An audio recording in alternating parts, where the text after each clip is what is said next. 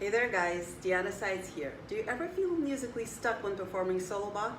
If you answered yes, stay tuned for my ridiculously simple and very effective phrasing hacks, guaranteed to snap you out of a rut. But first, here's my favorite movement of solo Bach for you. Enjoy.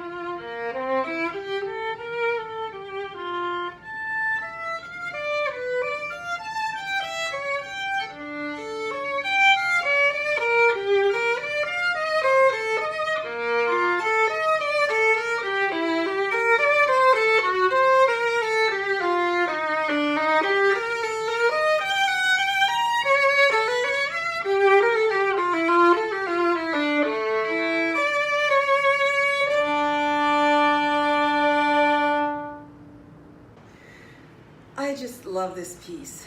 I'm so glad that I had a chance to share it with you guys. Thank you so much for tuning in and listening to me pour my heart out. And now for the phrasing hacks as promised at the beginning. I want you to look at this piece of music and pretend that it's a game of connecting the dots. Did you ever play that game when you were a kid? Usually if you connect the dots in the correct order, you get a picture. Well, you can do the same with music. And when I have a hard time figuring out the phrasing in any piece, I just play connect the dots. Next step is very simple. Play this phrase, and when the line goes up, make a crescendo, and if it goes down, make a diminuendo. You'll be surprised at how often it makes perfect sense musically. If it's not working in a particular case, you can try the opposite. More often than not, in tonal music, this little hack seems to work quite well for me. Now let's look at the sequence below. Each of the links in this sequence acts as a little wave surging upwards.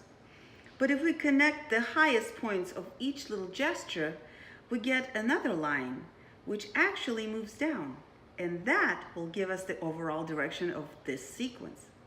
So instead of a simple diagram as at the beginning, Bach is technically painting somewhat of a 3D musical picture here for us, using just a single voice line. Astounding. Another hack I use has to do with the importance of half steps. And again, it works best in tonal music. If you're having a hard time figuring out what are the most important points in a particular phrase or musical gesture, look for the half steps, and you will most likely find the most expressive and often climactic parts of the phrase. Bach's beautiful chaconne from his D minor solo violin partita can be quite challenging to phrase, especially at the beginning. It can feel very static and disjointed due to the chordal movement. Over the years of studying and performing it, I found that if I drive the beginning gestures toward these half steps, everything falls into place and the architecture of the phrase comes out clearly in spite of the chordal structure. So this is it for today. I really enjoyed our stroll down the Bach lane today, and I'm hoping that you try out my phrasing hacks in the upcoming week and let me know if they're helping you in your music making. As simple as these hacks are, they can very quickly clarify phrasing issues and give you a sense of musical direction for the most of tonal music. But that's all they will do for you. The rest is up to you because you're the artist.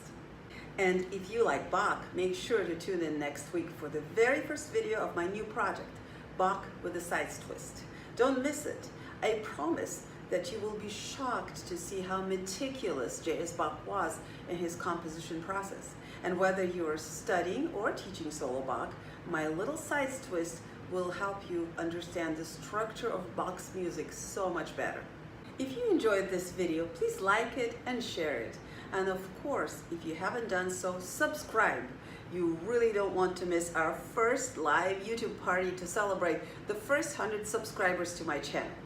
Until then, have a wonderful week and happy hacking.